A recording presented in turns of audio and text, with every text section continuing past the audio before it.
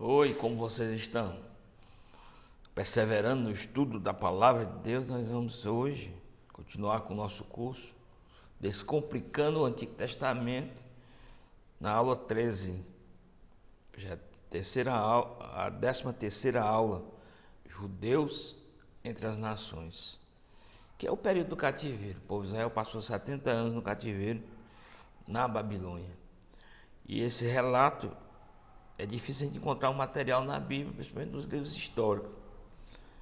Fala muito pouco, né? Como se tivesse uma lacuna. Ele trata daquele período antes da queda de Jerusalém, depois tem essa lacuna de 70 anos, que é o cativeiro babilônico. Ele já retorna já com o livro de Esdras, né? Que vai falar já o período da restauração. Mas como é que a gente encontra informações sobre o cativeiro? Os profetas, né? O profeta do cativeiro é o profeta Ezequiel, ele que vai profetizar durante o cativeiro babilônico. E depois também o outro grande profeta do cativeiro é o profeta Daniel, que profetiza tanto dentro do Império Babilônico como no Império Medo-Persa, que vai surgir depois do Império Babilônico. Aí eles trazem um material sobre isso. O profeta Jeremias também é um profeta que, embora ele não tenha ido para o cativeiro, porque quando Jerusalém foi destruída, ele foi para o Egito. Mas ele escreve também aos exilados, ele exorta os exilados. E ali ele também mostra, se você ler a profecia de Jeremias, alguns aspectos desse período de dor, de sofrimento do povo de Israel, que foi o período do cativeiro, quando ele ficou lá na Babilônia, depois no Império Medo-Persa, aguardando que a restauração que virá quando Deus trouxer o remanescente de volta a Jerusalém. As invasões babilônicas, elas ocorreram em 3 etapas, né? O rei que realmente conquistou Jerusalém, e que foi o rei mais importante do Império Babilônico, foi o rei Nabucodonosor. E Nabucodonosor invadiu Jerusalém 3 vezes. A primeira invasão foi em 605 a.C.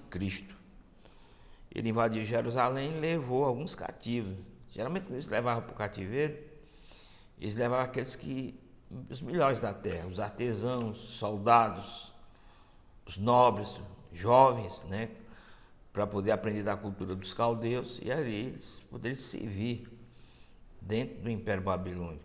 E aqui nessa época que ele vai levar Daniel e os 3 amigos de Daniel, Sadraque, Mesaque e Abidnego, que ali é relatada a vida deles no livro de Daniel. O livro começa dizendo que eles são levados no terceiro ano do rei Joaquim. E realmente foi nessa época que Nabucodonosor invadiu Jerusalém e os levou. E ali ele tenta que aqueles jovens sejam contaminados pela cultura babilônica. Mas o livro vai mostrar exatamente que eles se guardam, né? Eles preservam as suas tradições, inclusive a dieta alimentar. E ali eles vão ser, né, importante dentro do Império Babilônico e depois dentro do Império Medo-Persa, né, também vai ter muita influência também o profeta Daniel. A segunda invasão ocorreu no ano 597 a.C.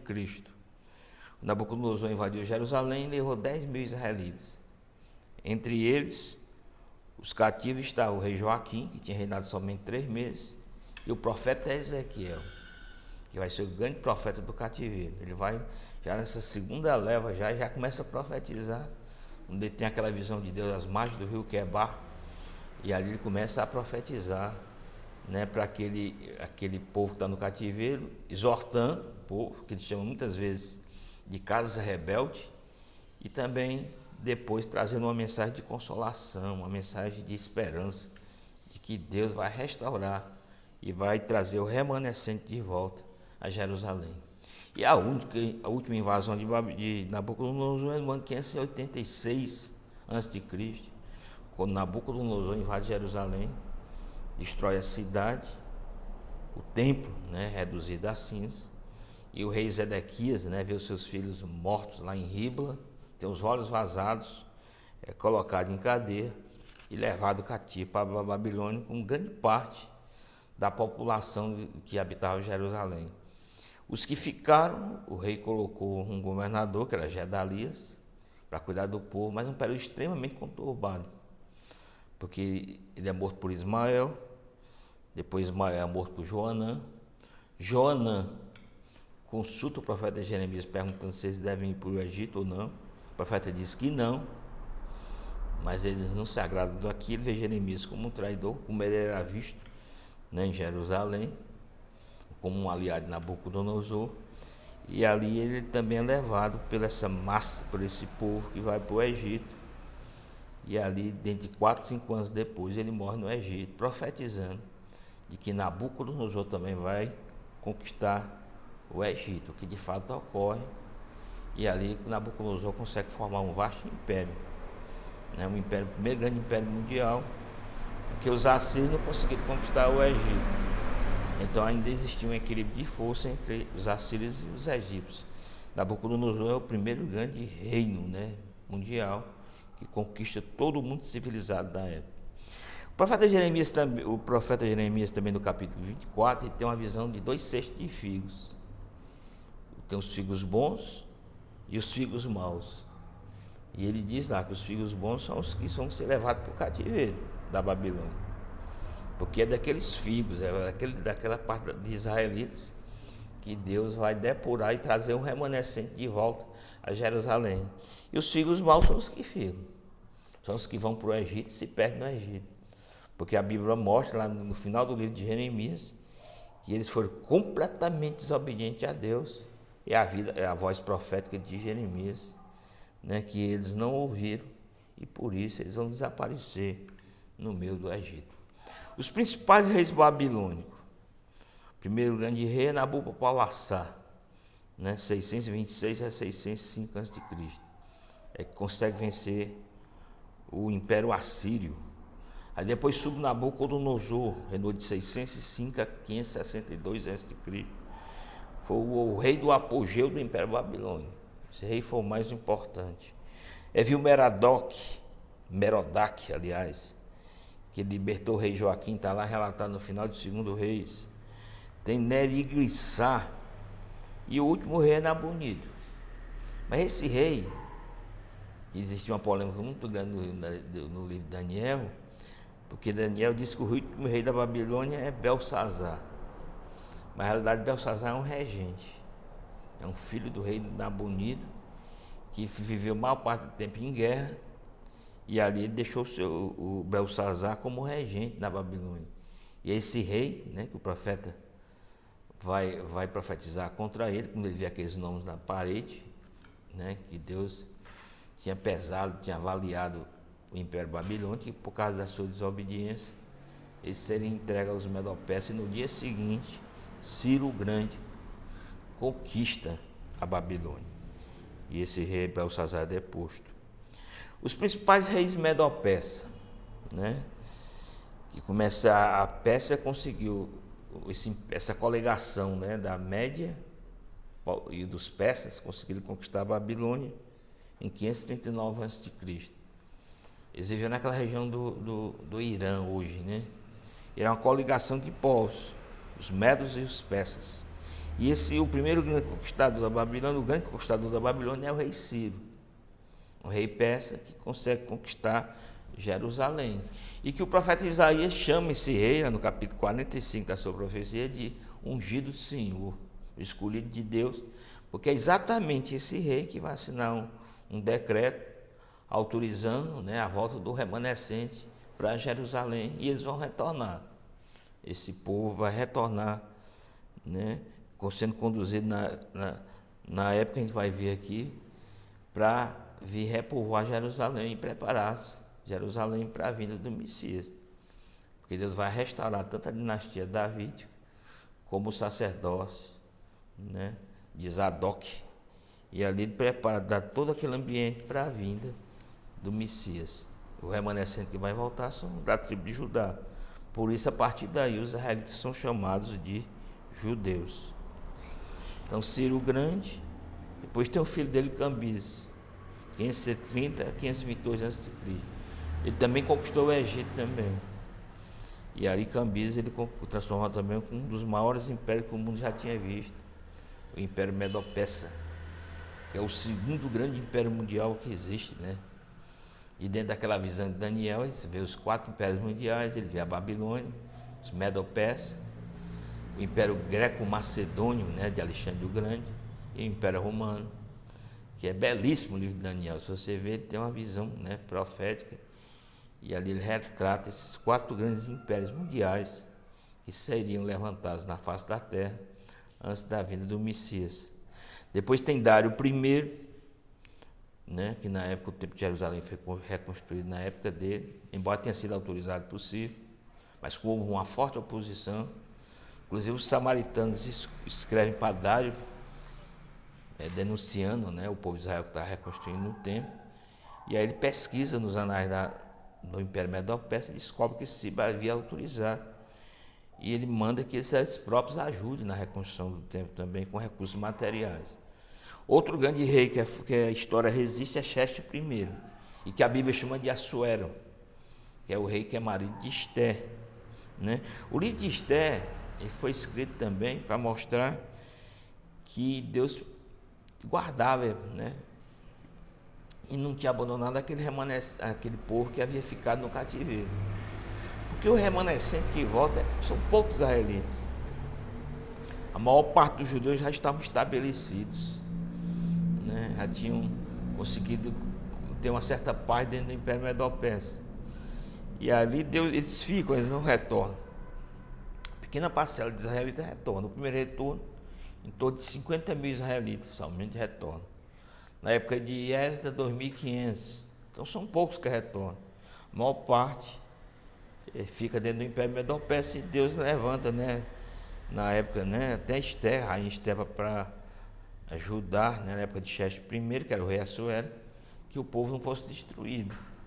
E aí esse livro é escrito exatamente, né, e os judeus comemoraram exatamente a festa de Purim, para mostrar que mesmo que aqueles que haviam ficado continuavam sendo o povo de Deus, guardado e protegido pelo Senhor. O rei Artaxerxes I foi que autorizou a vinda de Neemias e também a vinda de Esdras, né? As condições do exilado. No início do exílio surgiram os falsos profetas. Sempre tem aqueles que vêm conturbar as coisas e trazem uma mensagem contrária àquilo que Deus quer levar. Enquanto Jeremias pregava em Jerusalém que o povo de Israel tinha que se render, né, a Nabucodonosor, enquanto que Ezequiel também pregava para os cativos, que o cativeiro ia durar, que eles plantassem vinhas, pomares, se estabelecessem, que não seria uma coisa passageira. Os falsos profetas profetizavam que o cativeiro é algo passageiro. Logo quando vai o rei Joaquim, ele diz, não, Deus vai trazer de volta, porque Deus vai restaurar a dinastia da vida. Deus não vai deixar que o templo seja destruído e que a Sião querida caia na mão dos pagãos, né, dos povos, dos gentios. Mas aqui eles trazem uma mensagem contrária, que o cativeiro seria um período que duraria. Aí Ezequiel, ele exorta eles a se estabelecer, a entender que aquilo não é uma coisa passageira, porque o tempo que Deus precisava para trabalhar na nação de Israel é um tempo que ainda ia decorrer alguns anos. O profeta Jeremias profetiza são 70 anos, exatamente para eles entenderem e não criar uma falsa expectativa de um retorno em pouco tempo, certo? Mas quando passa um tempo do cativeiro, a esperança do povo começa a esmorecer, né? Eles começam até pensar que Deus não restauraria mais a nação de Israel. Aí Ezequiel, a partir do capítulo 36 da profecia dele, começa a trazer essa mensagem de consolo, de esperança, de que Deus restauraria o templo e restauraria também Jerusalém, e que Deus era fiel. O profeta Jeremias também traz uma mensagem, mas o grande profeta que vai falar sobre a restauração, o profeta Isaías, embora o profeta Isaías não é do tempo do cativeiro. A profecia de Isaías é interessante, do capítulo 1 ao capítulo 39, é a época da vida do profeta, que é em torno do ano 750 a.C. Cativeiro só no ano 586 a.C. Então, em 750, Isaías profetizou na época do rei Urias, Jotão, aliás, o rei Uzias, né? Jotão, Acás e Ezequias. partir do capítulo 40 até o 55, é uma profecia que foi usada durante o cativeiro. Eram cânticos que traziam esperança ao povo de Israel, de que Deus ia restaurar, embora também tenha uma visão messiânica. Nesses textos você vai ver a visão do servo sofredor. Capítulo 40 você vai ver a profecia de João Batista, que é aquele que vem aplanar os caminhos do Senhor, preparar a vinda do Messias. Mas ali, para o povo que está no cativeiro, ali é uma mensagem que o povo se preparasse, que haveria um novo tempo e que Deus ia trazer o remanescente de volta a Jerusalém. Né? Por isso que a teologia liberal, que entende que o profeta só fala para a sua época, ele vê 3 Isaías. O proto-Isaías, do capítulo 1 a 39, esses profecias teriam sido escritos por Isaías. O do 40 ao 55 teria sido escrito por um discípulo de Isaías dentro do cativeiro, no período do cativeiro. 56 a 66, que ele chama de Trito Isaías, né? A outra seção que eu falei é o Deutero Isaías. Trito Isaías, dos 56 a 66, já teria sido escrito por discípulos de Isaías no período da restauração, quando eles já estavam reconstruindo Jerusalém. A visão conservadora do próprio profeta. Deus deu uma visão, ele já deu uma visão a Isaías que transcende a história de Israel. Ele deu visão messiânica, escatológica, é o príncipe dos profetas de Israel. Então, uma visão completa, né? Não somente da história de Israel, mas de toda a história humana. O profeta Isaías foi inspirado pelo Espírito Santo para ter essa visão. Mas o fato que eu quero que você entenda é que o capítulo 40 a 55, 40 ao 66, né, foi muito importante para o povo de Israel no cativeiro, porque aqueles cânticos, eles traziam esperança e que Deus ia restaurar a nação de Israel por aquilo que estavam vivendo. Então, até aqui nós vemos o período do cativeiro. Na próxima aula nós temos a última aula, que é sobre o período da restauração, né? Que é aquela época em que o povo retorna do cativeiro e ali ele vai ficar em Jerusalém, né? Ele vai retornar 538, a primeira leva que vai voltar, a gente vai ver na próxima aula. E esse período é relatado na Bíblia até o ano 400 a.C. Do ano 400 ao ano do nascimento de Jesus, é chamado período de interbíblico, os 400 anos de silêncio, porque não se levantou nenhuma voz profética em Israel. E não existe na Bíblia judaica registro desse período. Existe esse registro na Bíblia grega, né, que os católicos adotam, que é os livros de Macabeus, mas são livros apócrifos que foram acrescentados ao cânon hebraico. O cânon hebraico tem essa lacuna. O último profeta é Malaquias. 400 anos depois é que vai surgir a voz de João Batista no deserto da Judéia, mas já preparando os caminhos para a vinda do Messias. Então, que Cristo te abençoe e vamos perseverar. E logo, logo vamos assistir a nossa última aula. Mas todas essas aulas estão disponíveis no YouTube e você pode assistir. E se você realmente tiver esse trabalho, essa dedicação de fazer isso, você vai ter uma visão bem mais ampla do Antigo Testamento. Então, que Cristo te abençoe.